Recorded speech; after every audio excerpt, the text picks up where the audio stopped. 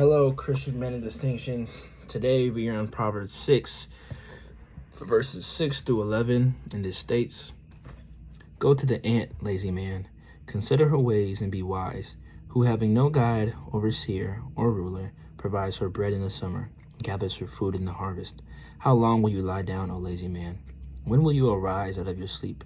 A little sleep, a little slumber, a little folding of the hands to lie down. So shall your poverty come as one stalking, and your need like an armed man." The Lord is telling us for us to move. This season right now, the Lord is telling for us to get up, to start acting, to stop being so hesitant in conducting the will of the Lord. Whatever that He's called on your heart to do, whatever He's called on your heart to preach, whoever He's called you to pray for, whoever He's called you to have Bible study with, whoever He's called you to reach out to, don't be hesitant. Don't say, "I'll do it tomorrow." For why would you wait for tomorrow when you know that you can do it today?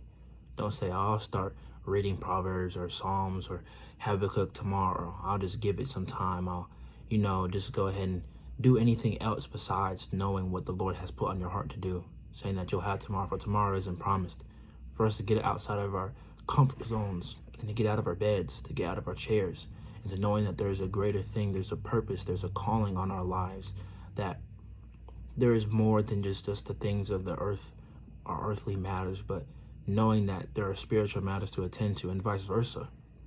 There are times in which we're so focused on what we can do for the Lord. There are times where we're so focused on just our spiritual matters that we don't even care to do the things of the earth. Like, we can't just honor, just the Lord and not our father or mother. We can't just honor what the Lord has blessed us with these gifts, with these fruits, and not just be able to exemplify this not only in church or in Bible study, but to do this in our jobs or our workplaces or in our relationships with our friends. And just knowing that there's a time and a place for us to do the will with the Lord, in the Lord, and through Him. And there's more than just our own plans, our own thoughts, our own desires, our own wants. And knowing that when we put ourselves in a position to where we do not work, when we're lazy, when we're slugging around, it says that the Lord is calling us a sluggard, and that we should look as ants as an example, as they put in the work and they sow and they reap in the harvest. And we should be able to take an account of how diligently they work. They do more than what they believe that they're supposed to. They do more. They're diligent. They're hardworking.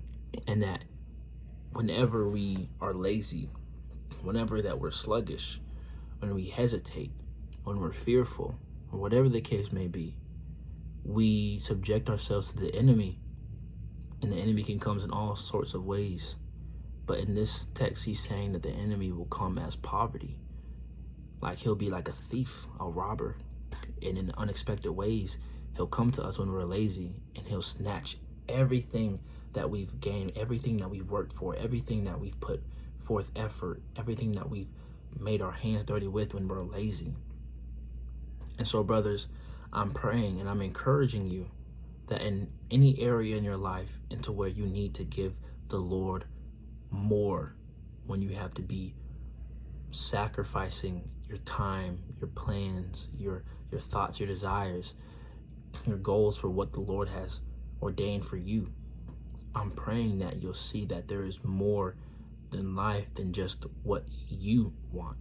That if we're able to just have a heart posture in which I know that this work is tedious, I know that this work is exhausting, it's hard, and I'm tired, I want to sleep, I don't want to do anything, but knowing in your heart that it's for the good of the kingdom, that it's the work and the will of the Lord for you to do in this season, that we are alive in a time such as this, where the Lord has allowed us to be vessels, for us to be living sacrifices, for us to be walking testimonies, and us knowing that in our obedience, in our work, in our faith, when we conduct the will of the Lord in our lives, we are allowing ourselves for us to be more than just readers or sayers, but we're allowing ourselves to be doers. And as we're being an inspiration for those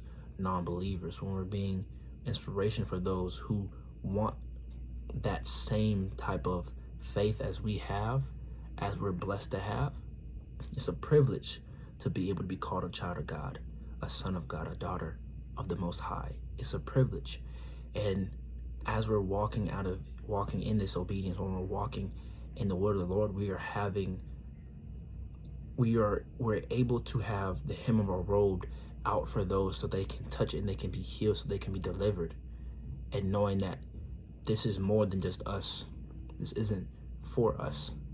It's so that the world can see the Father. They can see his face. They can know of his love and his mercy and his kindness. And that we can exemplify these fruits by applying these scriptures into our lives and engraving it into our hearts, into our minds.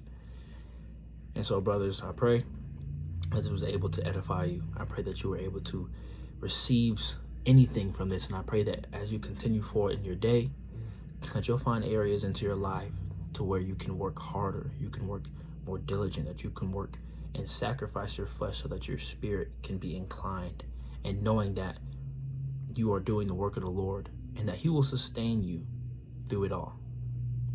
I hope y'all have a wonderful Friday. Love y'all. See y'all next time.